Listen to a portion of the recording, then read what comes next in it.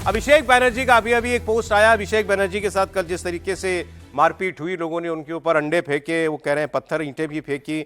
उसके बाद राहुल गांधी ने और तमाम नेताओं ने उनके समर्थन में पोस्ट डाली है। और अभी अभी अभिषेक बनर्जी ने खुद भी जो है वो एक पोस्ट डाली है और उन्होंने राहुल गांधी का धन्यवाद किया। और वो कह रहे हैं कि मेरे साथ ये पॉलिटिकल वायलेंस है जो मेरे साथ की गई है। और अभिषेक बनर्जी राहुल गांधी को धन्यवाद भी दे रहे हैं और हेमंत सोरेन जी को भी उन्होंने धन्यवाद दिया। अच्छा, वो सभी लोगों को धन्यवाद दे रहे हैं जिन जिन लोगों ने उनके समर्थन में लिखा है। फिर आगे वो ये कह रहे हैं कि हमें अपने डेमोक्रेटिक इंस्टीट्यूशंस को बचाने के लिए लड़ना पड़ेगा। फिर वो कह रहे हैं कि पिछले साल मैं 5 देशों में गया ऑपरेशन सिंदूर की बात बताने के लिए दुनिया को।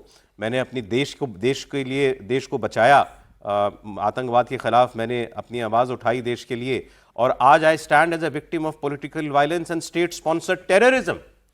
राजनीतिक हिंसा हो रही है, स्टेट स्पॉन्सर्ड टेररिज्म का शिकार मुझे बनाया गया है। And it has been unleashed by those who claim to be the guardians of nationalism. अपने आप को राष्ट्रवाद के ठेकेदार मानने वालों ने ऐसा मेरे साथ किया है, ये वो कह रहे हैं। और ये आज की बीजेपी की सच्चाई है। उन्होंने कहा अगर आप उनको समर्थन दें तो आप देशभक्त हैं, अगर आप सवाल उठाएं तो आप उनके निशाने पर आ जाते हैं, ये वो कह रहे हैं। तो I would rather face intimidation while defending democracy than enjoy comfort by surrendering my principles. मतलब मैं डरूंगा नहीं। Power is temporary, the will of the people is permanent. I will bow only before the people, never before the people in power. और बाकी आके फिर बातें हुई हैं, लेकिन ये लाइन चलिए इस पर बात करने लायक है। पावर इज टेम्पररी, यह उनको 15 साल बाद समझ में आया, क्योंकि वो तो नहीं मानते थे कि वो कभी पावर से बाहर जाएंगे, वरना ये हालात बंगाल के होते नहीं। तो फिर वो कह रहे हैं the will of the people is permanent. बिल्कुल ठीक। आई will bow only before the people. क्या अभिषेक बनर्जी ने बंगाल के चुनावों के नतीजों को स्वीकार किया है आज तक? ममता ने भी नहीं किया। वो तो बोलते हैं ये तो जनता का फैसला ही नहीं है। वो तो ये बताते हैं। इस्तीफा देने नहीं गए ममता बनर्जी सर। ये वाला जो मैसेज है ये तो ममता जी को देना चाहिए उनको।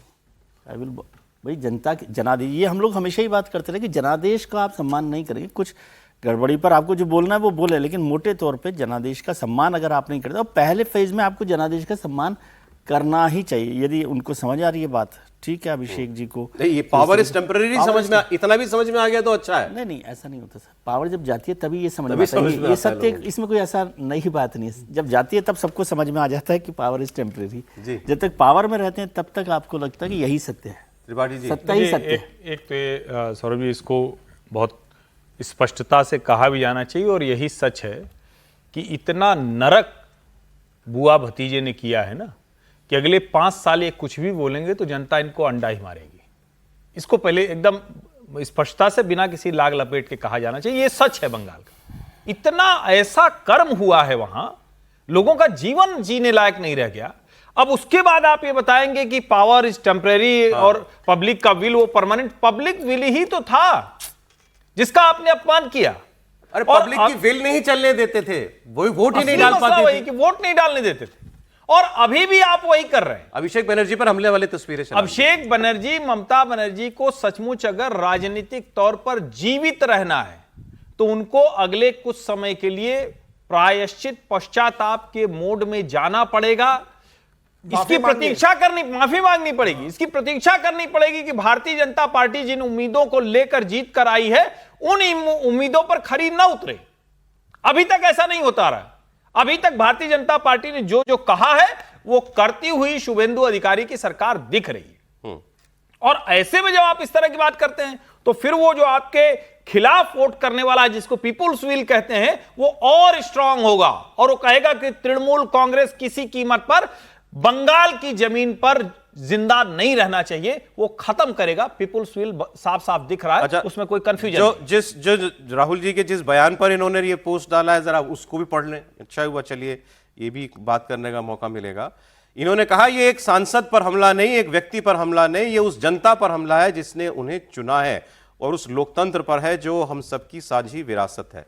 एक सांसद पर हमला हुआ तो उसके इलाके के जितने भी 10 लाख 15 लाख वोटर होंगे, ये उन पर हमला बता रहे हैं राहुल गांधी।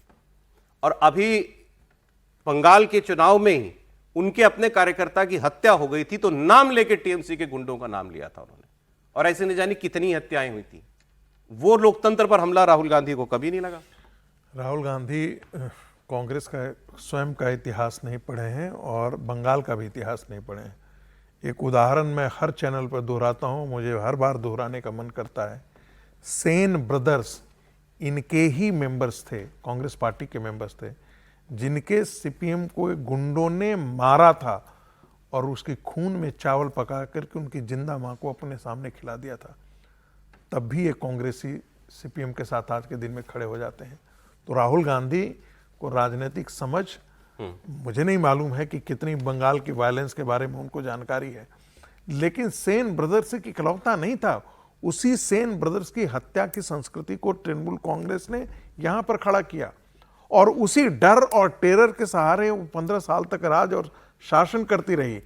उसमें राहुल गांधी ऐसी बातें लिख रहे हैं, वो अपने जमीनी कार्यकर्ताओं से तो जरा एक बार जाकर के पूछ ले तो कि वो किस हालत सब में पता रहे है हैं। सर, बोल के आए हैं प्रचार में। नहीं प्रचार में सब ममता बनर्जी को उन्होंने भ्रष्टाचारी कहा, इन्होंने कहा कि इन्होंने गुंडा राज कायम कर रखा है। अभी जो सब बोला है। टीएमसी के लिए कहा, कांग्रेस के लिए बहुत संभावनाएं हैं बंगाल में, लेकिन अगर वो इतने कुकृत्य करने वाली पार्टी के साथ बीच बीच में ऐसे टेम्परेरी फेज में भी खड़ी होगी तो उसका भी परमानेंट वहां से डिलीशन होगा, ये आप समझिए। और इसमें कम्युनिस्ट समझदार हैं। नहीं कम्युनिस्ट टीएमसी के साथ नहीं खड़े हो रहे हैं। कह रहे हैं कि ये जो बोया है वो काट रहे हैं। और अधीर रंजन चौधरी कह रहे हैं तो उनकी बात कांग्रेस सुनने को तैयार नहीं। अधीर रंजन तो कह रहे हैं कि ये जो इनका मॉडल था, जो अभिषेक बनर्जी का, वही मॉडल है, असर कर रहा है।